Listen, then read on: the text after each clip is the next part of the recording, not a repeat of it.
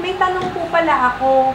Saan po ba dapat namin i-store yung mga bags? Di ba may, may mga bags na mga nagmo-molds, yung mga inaamag?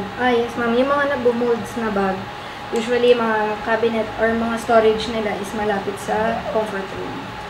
So, dapat malayo siya ma'am. Kasi, di ba, pag nag-shower, nagmo-moist yung CR. Yun. Kaya, nagmo-moist din yung cabinet. And, so, nakaroon ng mold. Pati yung bags nagmo-moist din. So, yun pala yun. So, kung yung cabinet mo na pinaglalagyan ng bags mo is malapit sa CR, yung akin bag hindi naman. So, ilipat mo na ng pwesto yung bag mo. So, maybe that's the reason why palagi nagkakaroon ng mga molds. And, syempre, pag nagkaka-molds, bumabaho yung bag, diba? So, yun yung possible reasons. Which is, ayan, meron tayong sample dito. May dala si Miss Joy na bag na maraming molds.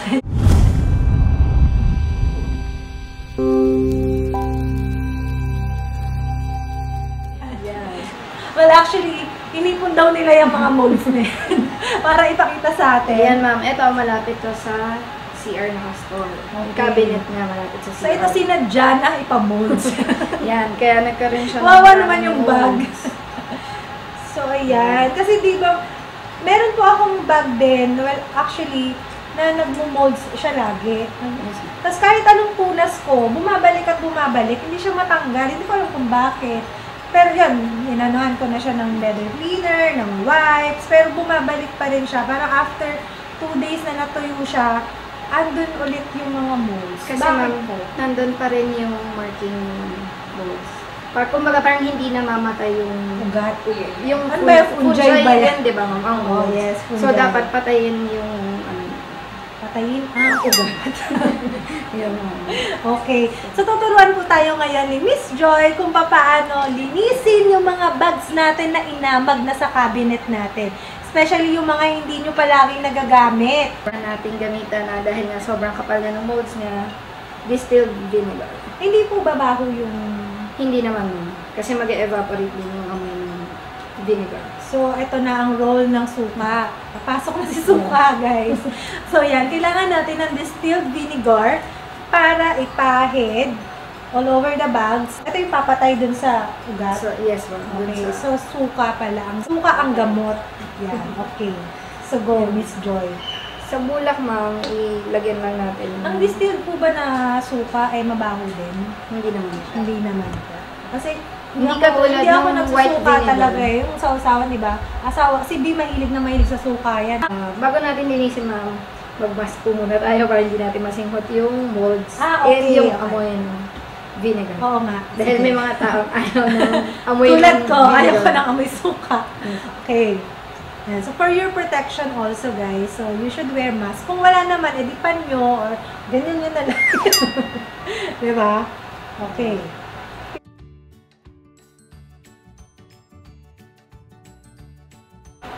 Ito, ma'am, yung distilled, yung vinegar, safe naman siya sa mga leather. Okay. So, wala naman po siyang pinipiling leather. Kasi Wala di ba naman. may leather na madaling mag-stain, yung sensitive? Yes, So, this is, di ba? This is lambskin leather.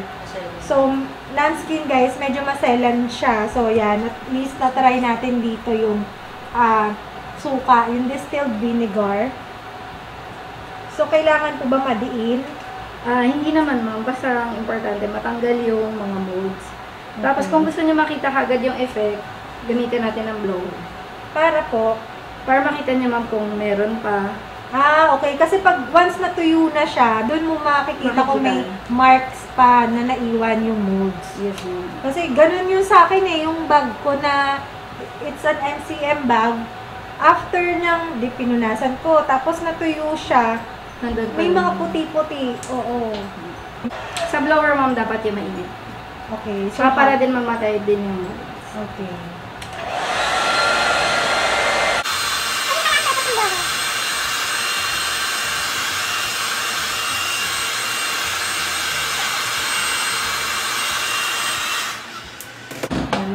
Wala na siya. So, yan. So, natuyo na. Tuyo na yung suka dun sa bag na in-apply.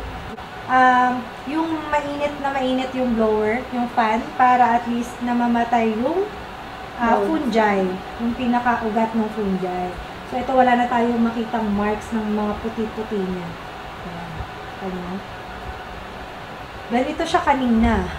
Ayan siya kanina. Yan. So, ito nakikita natin ng mga mga molds yan. Sobrang kapal ng molds. Which, ngayon. So, ayan. O, diba? So, may natutunan tayo. Sige, go ate.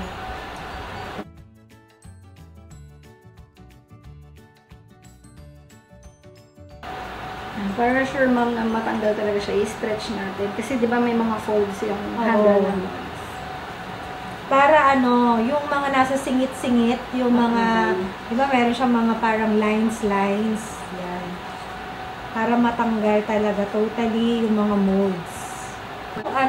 What if canvas or tela, hindi leather? Magkaka-molds din siya ma'am. Paano natin tatanggalin yun? Suka pa rin ma'am.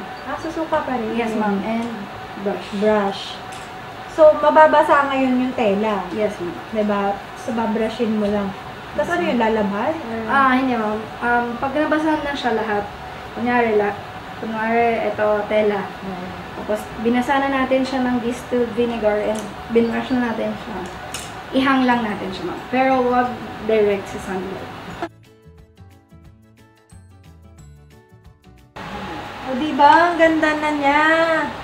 So guys, wag kayong matatakot na galawin yung mga bags nyo. Tulad niyan, binoblower pala yung bag. Hindi natin alam. So ngayon, at least alam na natin. Safe naman pala. Ito, di ba, kanina puro amag siya. Buong bag puro amag. Pero ngayon, see? Malinis. Walang bahid.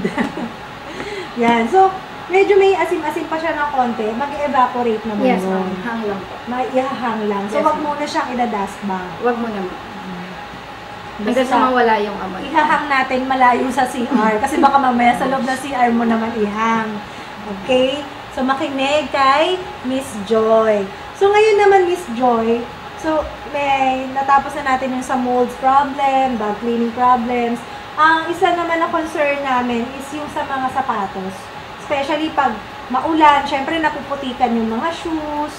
So, turuan mo naman kami kung paano yung gagawin natin kapag nadudumihan yung mga sapatos natin. Especially yung mga white shoes ba?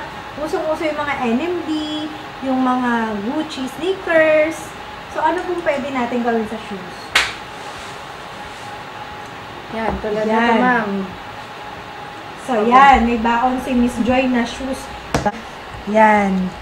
Diba? So, paano pag ganito gagawin? Usually, diba, ang ginagawa natin, sanay tayo nilalabhan.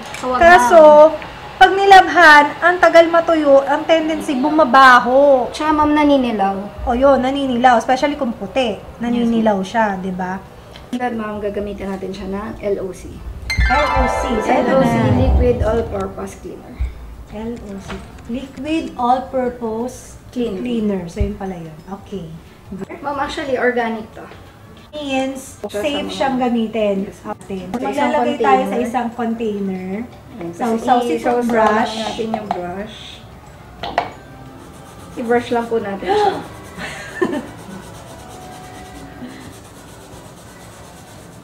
Tingin. Anong difference? Paano kung ang ginamit ko sa kanya is, bawa, itong liquid soap. Hindi pwede. Pwede naman, ma'am, kasi hindi siya ganun kalinis. And, iiwan kasi ng marka yung sabon. Okay. Spray natin, ma'am, ng water. Tapos, sprayan natin ng water. Tapos, babrush ulit. Basahan, ma'am. Basahan.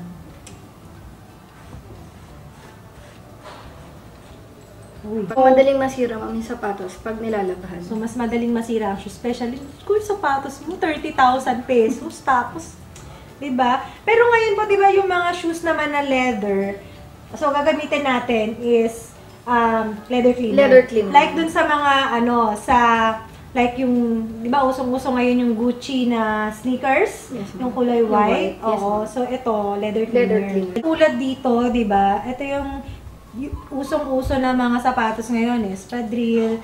So, ito yung usually na madaling madumi. Tapos, ang hirap linisin. So, para dito, pwede po natin gamitin yan. LOC. So, pwede natin gamitin ng LOC sa mga sapatos nyo po na, yan, sa mga espadrilles na shoes, yung mga abaka. Yan. Tapos, dito sa leather niya, panlinis natin, is leather cleaner pa rin. Pwede din leather conditioner. Okay, leather conditioner. Yes, mas kung hindi magiging, naman siya siya? ganun kadumi and wala namang mark ng mga gasgo. para ma-maintain yung parang ganda ng leather. Yes, Oo, yung pagka-shininess ng leather. Ingat lang ma'am na huwag madikit dun sa abaka. Okay. Kasi pwedeng mag-mark. Yes ma'am. And pwede din magka-stain yung abaka. Yan. Okay. Yan. Diba ang ganda? Mas glossy. Mas mukhang bago. Oh, see? Mas nagmukhang bago yung shoes.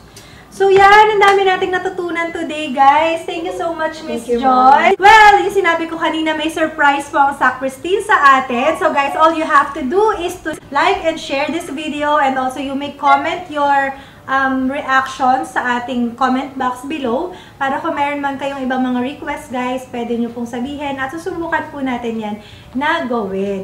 So for now, like and share this video at may chance po kayo na magkaroon ng ating cleaning kit. Yan. So, magbibigay si Sacristine sa atin ng basic cleaning kit plus, eto diba? Oh, plus LOC. Yan.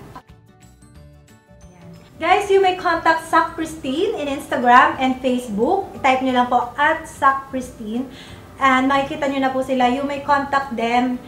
And alam ko, nag-pick up kayo po, di ba? Yes, we do pick up and deliver within Metro Manila. Okay. So, paano po kung nasa province? Through LBC, ma'am. So, pwede po ninyong ipa-LBC yung mga bags nyo na gusto nyo ipa-repair or yung tipong mga hindi nadadaan sa ganitong simpleng paglilinis lang. Yes, ma'am. Ayan. So, pwede sila ang gumawa para sa inyo. Ayan. And also, guys, don't forget to follow us in Instagram and Facebook at LuxOnlinePH and our website www.luxonlineph.com. So guys, until next time, goodbye!